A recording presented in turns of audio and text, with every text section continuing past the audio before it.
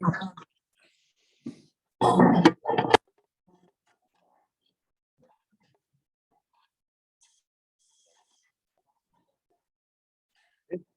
want this closer? No, it's good.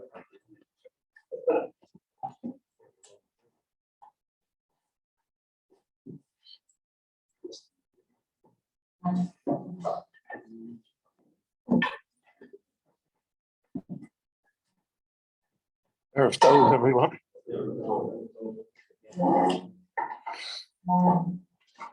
Yesterday, I discussed with you one view of the Bnei Aaron, and as to the motivations that led to their behavior about Krivo Eish Zora. They brought this foreign fire on the Mizbeach HaKtoras and were consumed by it. So from that angle, we would be very critical of the Bnei Aaron. We would see them as, so to speak, sinners. And what happened was a form of punishment for the sin that they committed. And that seems to be the majority opinion amongst all of the Meforshim when the Medrash, when they treat the subject. However, in the Torah itself, we have a different angle, almost a reverse angle. That Moshe tells Aaron that this is what the Lord told me, Bikrovai Kodesh, that I will be sanctified in the lives of those that were closest to me. In other words, that out of the death of the sons of Aaron, so that they were righteous people, they were krovai, they were close to me, and that the Lord, so to speak, says that only through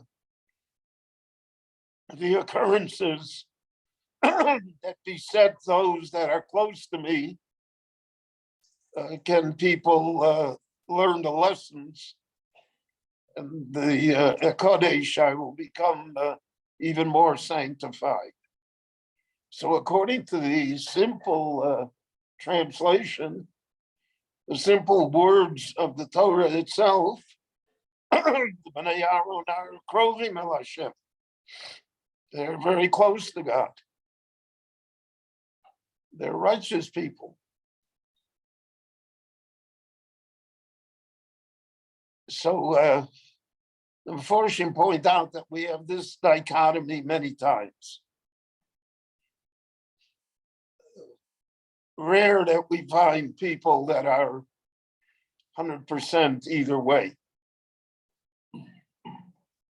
The Rambam says the famous idea that all of us should see ourselves as being 50-50, half and half. And therefore, the next mitzvah that we would do would tip the scale in our favor. And God forbid if we did something wrong, so then that tips the scale the other way. But we're always in the balance, so to speak. And that's the pasuk in Tzadik B'Oretz, Asher Yaseh Tov V'lo Yachta. We don't have perfect people. So even evil people, and people that on the whole we would condemn, it's never 100 to nothing. There's a famous book about the American mobsters. It's called But They Were Good to Their Mothers. And the truth of the matter was that they were good to their mothers. So that's a redeeming feature. So this idea of Bikrovai Kodesh is that sometimes in the pursuit of godliness, in the pursuit of what we perceive to be holiness and closeness to Hashem, people oftentimes overstep. And that's dangerous. We find in the Torah that the Rabbanu Shalom Kaviyachol describes himself as Eish Ochla, a burning fire. You can't get too close to a fire. If you get too close to the fire, you're bound to get singed. And if you get really too close to the fire, then really worse things can happen. We see that Moshe Rabbeinu said, Hareini noas kvodecho. I want to gaze and perceive upon your glory. Meaning that I want to understand God. I want to be close to him. I want to know him. And the Rabbanu Shalom told him, Gilo Yirani Yodam V'choy. You can't cross that line. Or he says, Sachora Yufonai Lo Yero. You'll never get there. So then Moshe has to be satisfied with knowing the 13 attributes, so to speak, Yud Gimel Midos that describe the Rabbanu Shalom. The Rambam in his discussion of this matter says that even the Yud Gimel Midos should not be understood in their literal sense, because you can't know that either.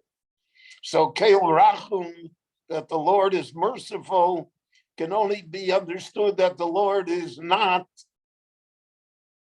merciful. Only in the negative part can you understand it. But to say that the Lord is merciful is not saying anything. And so therefore you're dealing with such a an esoteric, difficult idea that you should not even pursue it any further. And that's what the Navi said, Osi Ozvu. They have forsaken me. So the Gemara says, Halavai Osi Ozvu. Good, I wish they would forget about me to try and understand, try and piece together this world. But for Torosi Shamaru, their job is to observe the Torah. But again, we find psukim in the opposite. We had it in last week's Haftorah. The great Haftorah in the Navi Yirmiyahu. Ki bezosis halel amis halel. If you want to be proud of yourself, if you want to say good things about yourself, haskel v'yodoa osi, then know me. He just said you can't know. So that's the tension that exists. The tension between the desire of man and the positive attributes of man that he wants to know, and the frustration that he cannot know. And that's what gives rise to the Bchira Chavshis that a person has. Because if we truly were able to know, then it would be so overwhelming that we could not deny. We could not do anything different. So our power of freedom of choice would be compromised. So therefore it remains this mystery till the end. And this idea of Bikrovai Kodesh, through those who are closest to me, those who want to know, those who want to pursue it. They are the ones that I use as the instruments to make the illustration of reward and punishment in this world. Now, there's a strain amongst the Meforshim and the Gemara says it, that Misas Tzadikim is a kapora for the world. When a righteous person departs from the world, so his death is itself an act of forgiveness for the world. And it brings a kapora for Klal Yisrael.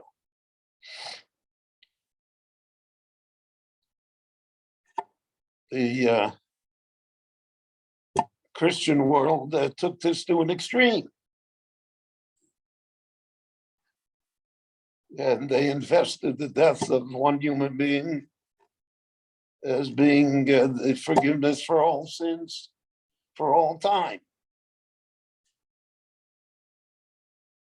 That's what happens when you push the envelope too far.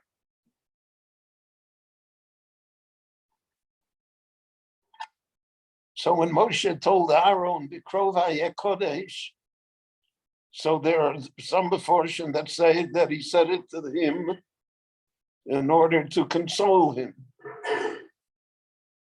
to comfort him over the terrible events of the day. Father is installed as the Kohen Gadol and witnesses his two eldest children destroyed before his eyes. But there are those that say, no, that it was more than that. It's not a consolation. It's a statement of how the world operates. And therefore, Misas Tzadikim, the passing of the righteous, the punishment of the righteous, is itself a Kiddush Hashem. Because if you punish evil, that, so to speak, that's easy. That doesn't speak to the imperfections of human beings. But if one punishes someone who is viewed as not being evil, as being good, but has imperfections, so that points out to everyone else what the price of imperfections is. That even the greatest, if they are found wanting, there is somehow a judgment against them. It doesn't really pass. So it's very hard for us to really wrap our minds around this matter, because to us it doesn't seem to be quite fair. If they are reaching for heaven, so why should they be punished? Even if they did something wrong. And this opens up another Pandora's box of something that's called an Aveira Lishma, willingly doing a sin, but doing it for the sake of heaven. We saw that in the Megillah of Esther. In order to save the Jewish people, she now willingly submits herself to Achashverosh, which she was forbidden to do. And we have other instances that Chazal point out to us in Tanakh of an Aveira Lishma. Yoel, Eishes Chever Hakeni. So she seduces Sisera, the general of Yavin Melech Canaan, and when he's defenseless, she kills him.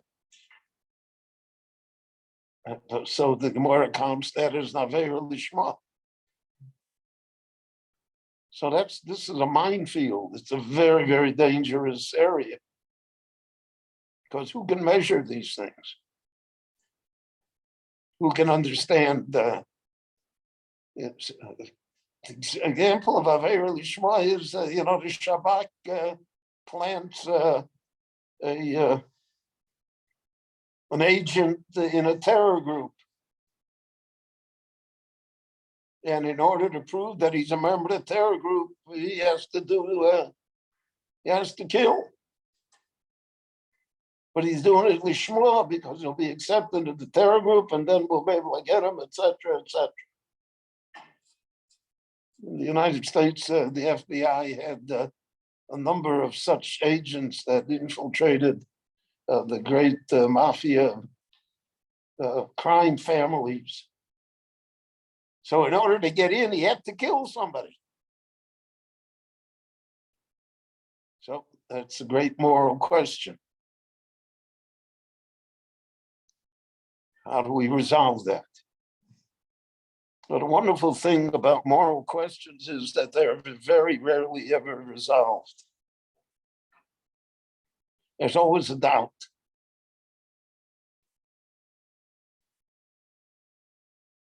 The Gemara says, the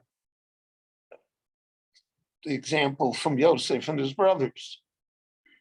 The brothers thought they were doing a mitzvah. That Yosef is a traitor, he's a rodef. He's going to destroy the family. How to get rid of him? And at the end, it turned out the opposite. Heaven saw it differently. So in all of these matters, so to speak, we have to withhold judgment. It's hard for us to identify what was legitimate and what was wrong. And that's why Moshe in the Torah introduces us to this concept of Bikrovai HaKodesh. That somehow there's a lesson here. That even if the sons of Aaron did wrong, they nevertheless remained Bikrovai. So generally speaking, therefore, you should never come to snap judgments regarding people or even regarding behavior, because we never know what the true motives are. We never know what the true consequences are. We don't know what heaven is pushing here. So therefore, Alavai Osi Osmu B'Torosi Shomaru. Rabbi Chananya ben Akash Omer Rotza Kadosh Baruch Hu L'Zakas Yisrael L'Fichol Chibur Lahem Torah and Mitzvot Shenemar Adonai Chafetz Saman Tzidko Yaviu Yishkadash Mei Rabo, Yamad Yitvach Yusei Yamlich